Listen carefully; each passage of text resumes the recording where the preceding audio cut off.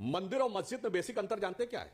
मस्जिद में कहा जाता है कि जो ये कह दिया गया इस्लाम में बस यही फाइनल, इसके अलावा सब गलत, नो एक्सेप्टेबिलिटी टू एनीवन। मंदिर कहता सर्वधर्म संभाव, और इसीलिए हमारे यहां संसद को क्या कहा गया? लोकतंत्र का मंदिर, लोकतंत्र की मस्जिद नहीं बोला जाता है ऑल ओवर द वर्ल्ड, अगर आप देख लीजिए।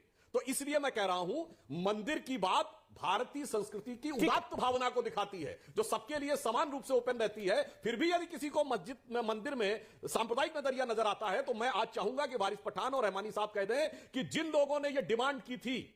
दोस्तों एआर रिव्यू में आप सभी का स्वागत है। इस डिबेट में आप सभी को बहुत ही मजा आने वाला है, इसलिए आप सभी अंत तक जरूर बने रहिएगा, क्योंकि इसमें आप सभी देखने वाले हैं रिजवान अहमद और सुधांशु त्रिवेदी के बीच जोरदार जुबानी जंग। और अगर आप हमारे इस चैनल पर नए हैं तो कृपया जल्द से जल्द चैनल को सब्सक्राइब और बेल आइकन जरूर दबा लें, ताकि नए वीडियोज के लिंक आप सभी तक मिलते रहें। तो जामा मस्जिद में भी करवा लेंगे आप, दूसरी चीज में भी करवाएंगे कैबिनेट की मीटिंग जी, आपको उस पर ऐतराज तो नहीं होगा?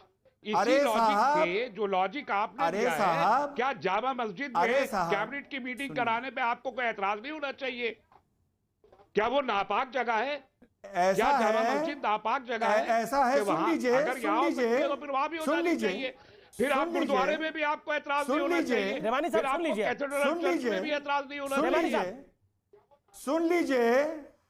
सुन लीजिए तस्लीम रहमानी साहब, जब स्टेशन पर और सड़क पर नमाज हो सकती है ना, तो मंदिर में कैबिनेट मीटिंग भी हो सकती है। आई बात समझ में? आई बात समझ में? नहीं, मैंने जो सवाल अब आगे चलने दीजिए, समझाइए। मैं आपको जानता हूं आप क्या भला हैं। आप बताइए, आपको जहां मस्जिद में, अगर मस्जिद में नमाज, अगर सड़क पे नमाज हो सकती है, तो क्या मस्जिद में कैबिनेट की मीटिंग आपको कबूल होगी? मैं सिंपल सवाल कर रहा हूं। तस्लीम रहमानी साहब, आपको बहुत अच्छी लग रही है, सुन लीजिए, क्या आपको मस्जिद में भी लगेगी?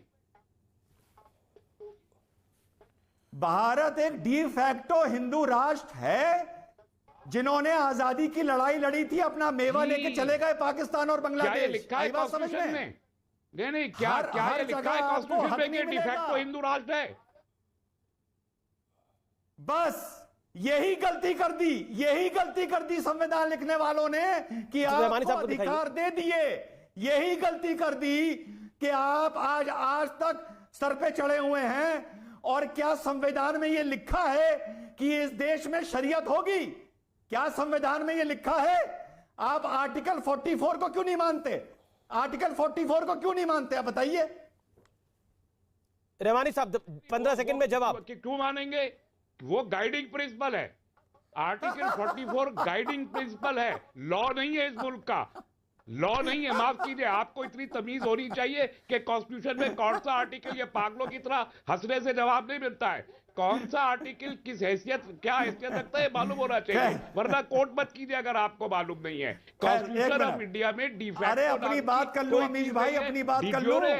डी फैक्टो नहीं है। ठीक है, ओके। रिजवान आप अपनी बात रखिए। सुधांशु त्रिवेदी और वारिस पठान इंतजार कर रहे हैं। फिर अपनी बात खत्म करूंगा। आज आपने बहुत मौका दे दिया।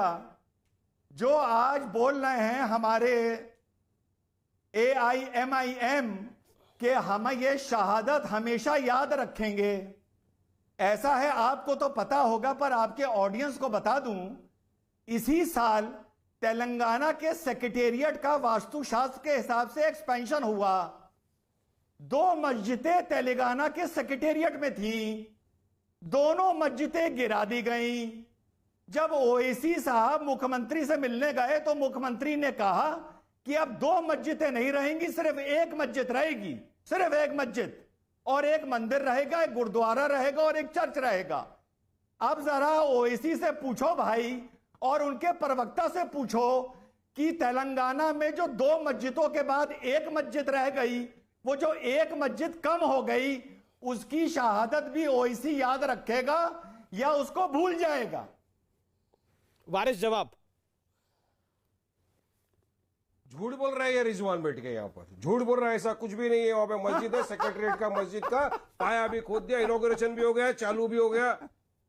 आप देखो अमीश भाई, अभी मैं मेरे मुंह से कुछ बोल दूंगा तो ये इसकी हंसी वसी सब ठंडी हो जाएगी। हंसले बेटा, हंसले। मैं हंसूंगा लास्ट में, तू ठंडा हो जाएगा, कुर्सी छोड़ के भागेगा, जाने दे। इसलिए डिबेट में बैठा है, डिबेट कर और निकल ले, ठीक है? चल। आगे बोल। लेकिन ये भड़काने का काम आप क्यों करते हैं? अरे भड़काएगा क्या है ये, क्या ठपोरी दो टकेगा। अरे अमीश भाई कैसी भाषा का बात इस्तेमाल कर करूंगा, रहे ये हैं? उठ के भागेगा। मैं इसके अरे कैसी भाषा आपको बुलवा रहे हो ना अमीश भाई। अरे अमीश देवगन, आपको तो मालूम है माय डियर फ्रेंड, भाषा का मर्यादा रखिए। मैं भाषा खोल दिया, मेरी जुबान की आतिशबाजी का आप लोग मुकाबला नहीं कर सकेंगे, भागेंगे। नहीं तो फिर गाली गलौज का कंपटीशन थोड़ी कराना है हमें यहाँ पर।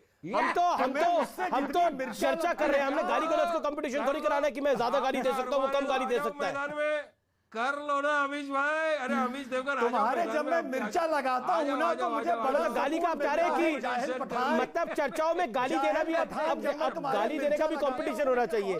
शायद ये चैनल ठीक नहीं है उसके लिए आपको कोई और चैनल चुनना पड़ेगा या कोई और कार्यक्रम चुनना पड़ेगा। मेरे कार्यक्रम में तो इस तरह की गाली गलौज कोई नहीं दे सकता। मैं तो सभी से निवेदन करता हूं। Sudhanshu Trivedi, make your point.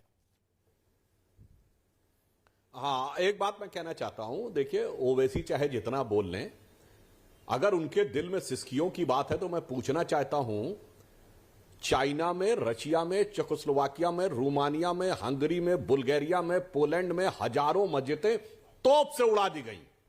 तोप से सिसकी निकलने की तो हैसियत नहीं, औकात नहीं है, उसमें कोई चू नहीं बोल पाएंगे। मैं भारत की बात करता हूं।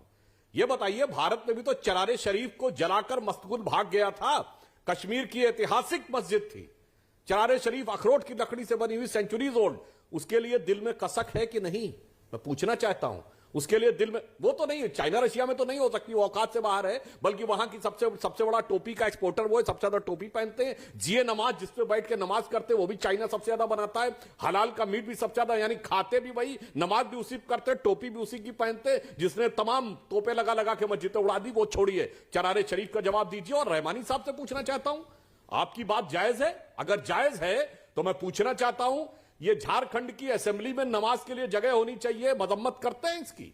लेकिन सुधांशु पॉइंट ये है, क्या मंदिर में कैबिनेट की बैठक वाजिब है, जो सवाल उठा रहा है? नहीं, मैं इसी बिंदु पे आ रहा हूं। जी। अरे मैं उसी बिंदु पे आ रहा हूं। देखिए, हाँ बता रहा हूं क्यों। मंदिर और मस्जिद में बेसिक अंतर जानते क्या है?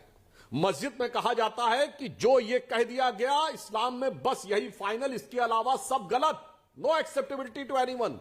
मंदिर कहता सर्वधर्म संभाव, और इसीलिए हमारे यहां संसद को क्या कहा गया? लोकतंत्र का मंदिर, लोकतंत्र की मस्जिद नहीं बोला जाता है ऑल ओवर द वर्ल्ड, अगर आप देख लीजिए। तो इसलिए मैं कह रहा हूं, मंदिर की बात भारतीय संस्कृति की उदात्त भावना को दिखाती है, जो सबके लिए समान रूप से ओपन रहती है। फिर भी यदि किसी को मस्जिद में, मंदिर में सांप्रदायिक नजरिया नजर आता है, तो मैं आज चाहूंगा कि वारिस पठान और रहमानी साहब कह दें कि जिन लोगों ने यह डिमांड की थी जी कि विधानसभाओं में नमाज के लिए जगह अलॉट होनी चाहिए, उन सबको मैं गैर इस्लामिक मानता हूं, अनकॉन्स्टिट्यूशनल मानता हूं। फिर जो रिजवान साहब ने कहा, सड़क पे नमाज, पार्क में नमाज, रेलवे के प्लेटफॉर्म पे नमाज, ये सब मैं गलत मानता हूं। और तो और रहमानी साहब, अब कह दीजिएगा, संविधान में जो शरिया के प्रावधान है, यानी मुस्लिम पर्सनल लॉ, वो डेमोक्रेटिक कंट्री में और सेकुलर देश में नहीं होने चाहिए, उनको भी मैं बाहर करता हूं।